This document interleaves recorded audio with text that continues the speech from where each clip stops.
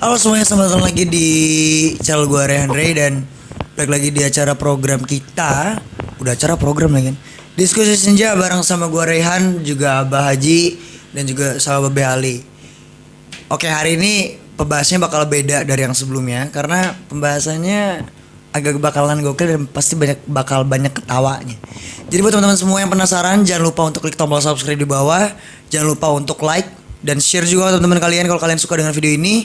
Dan jangan lupa untuk lihat deskripsi di bawah bahwa ada hadiah dari kita, apalagi hadiah yang luar biasa banget dari Ajaib.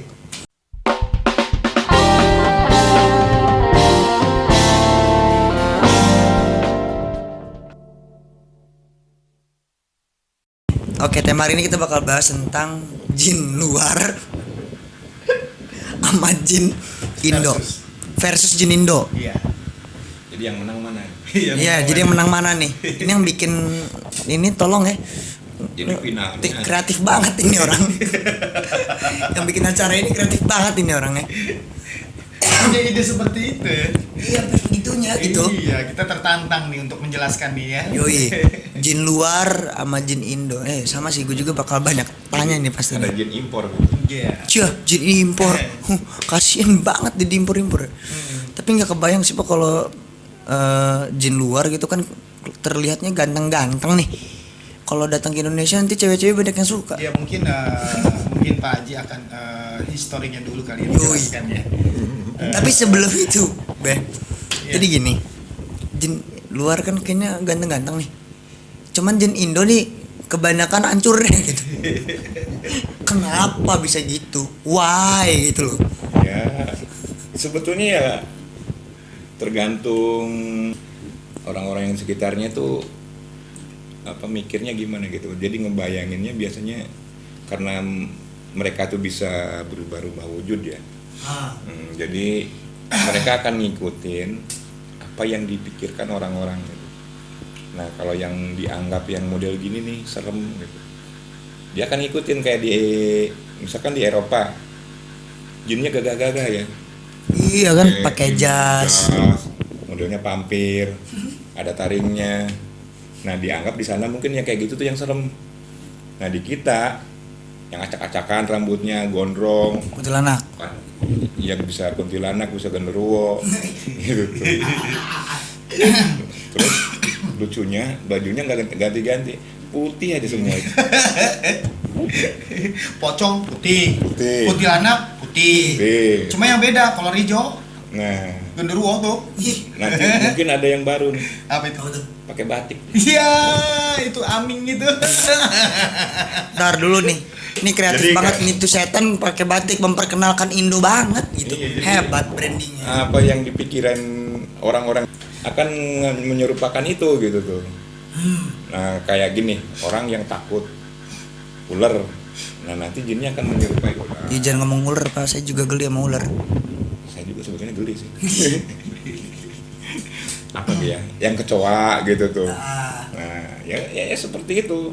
Jadi sebetulnya tergantung apa yang dipikirkan orang itu. Kemudian dia kan niru-niru nih, akan menjelma. Jadi, pada dasarnya sama sih. Mindset ya Pak? Mindset, larinya ke sana. Jadi mindset. Makanya ketika ada orang yang acuh ya, justru kadang lebih susah gitu, lebih susah apa kemasukan atau lebih susah bahkan disantet juga lebih susah karena dia nggak terpengaruh, biasa aja. Seperti kayak misalkan ada suara aneh yang di pikiran dia, oh itu mah kucing atau tikus. Iya. Jadi ketika si jinnya mau ngeganggu juga karena dicuekin, dia sakit hati pergi dia. Jin sakit hati. Iya lah.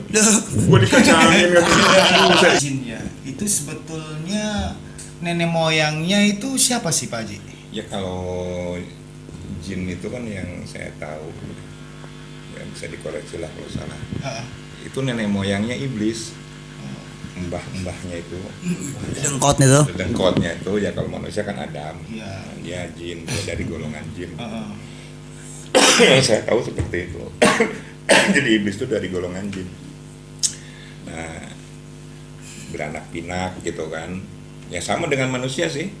jadi dikasih apa ya, kewajiban juga, jadi ada aturan. Jadi kayak di kita kan manusia kan disuruh beragama ya. Iya. Artinya dikasih beban lah, dikasih perintah, karena di Qur'annya jelas wa ma khalaqtul jinna wal insa illa liya'budun.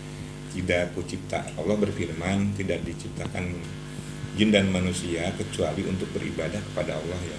Nah, jadi sama, dia punya tugas juga sama untuk beribadah kepada Allah.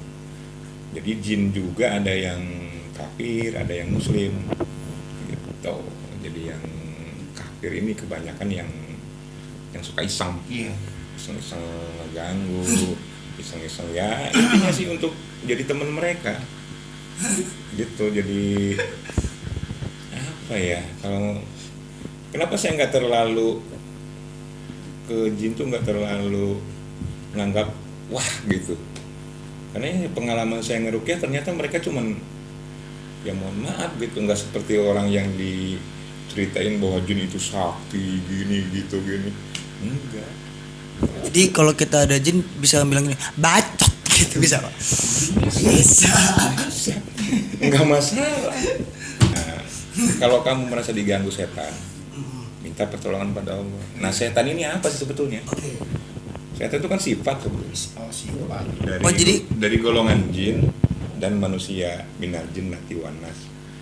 Sifat, jadi kita juga bisa jadi setan. Tapi di bismillah kan ada Kadang-kadang lu. Auzubillah. Kadang-kadang anak setan lu. Jadi kan dibilang lu anak sifatnya seperti setan dong itu. Berarti kan nuduh orang tuanya. Ya Allah. Orang tua tuh hati-hati ya, Pak ya. Iya. Tadi kan kata Pak Haji setan adalah sifat. Hmm. Nah di Tawuz kan ada tuh A'udzubillahi minasyaitonirrajim. Syaiton itu setan kan? Ya, jadi kita berlindung kepada Allah dari gangguan setan. Nah, setan itu kan bisa berbentuk jin dan manusia.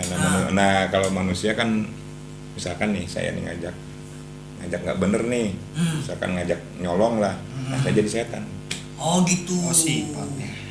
Jadi Nah, kalau ketika misalkan kita keluar rumah baca Ta'awud pasti dijoin dari teman-teman yang setan juga. Nah, maksudnya itu. Oh, gitu. Jadi minta. Jadi ketika kita baca ta'awud, minta kepada Allah supaya dijauhkan dari orang-orang yang tadi ngajak nggak bener, atau dari bisikan.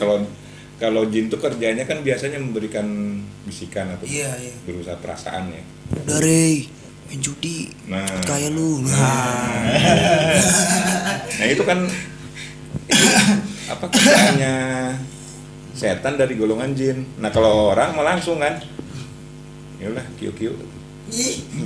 Pas QQ ditangkap. Jadi simpel sih sebetulnya ngadepin kayak gitu tuh. Jadi ketika ngadepin orang yang kesurupan, orang yang kena santet juga, kalau kita tahu kuncinya, tahu apa sih tipu daya mereka, ya gampang sebetulnya. Kalau misalkan ada orang kesurupan, terus kita tinggalin jadi ruangan dia sendirian. Ya lama-lama dia waras sendiri, sadar sendiri. Berarti ngerasa kalau tuh setan dikacangin gitu sama manusia. Kecapean dia. Emang dipikir nggak capek dia? Capek dia. Jadi kadang kita kan kasihan, cuman kan kalau dibiarin. Iya. Yang capek juga bukan sekedar jinnya, orangnya juga capek gitu. Jadi saya pernah, ini orang tuh kerasukan, cuman kerasukannya lucu, kayak orang pingsan tidur Pak. Gitu. Orang udah pada takut. Ini nanti Pak katanya dibawa ke alam arwah. Tuh banyak bilang tuh. Kayak gitu kan. Saya bilang enggak, bentar lagi juga sadar, tungguin aja. Tungguin sambil ngobrol, sadar, selinguk gitu. Karena udah pegal kali, gua dicuekin gitu. Nah kadang ketika orang ini takut ya kayak gitu, nah ini yang salah. Justru harusnya ketika ada masalah seperti itu, minta tolong sama Allah, minta perlindungan pada Allah, biar nggak diganggu lagi, biar kalau yang lagi diganggu juga si jinnya keluar gitu kan.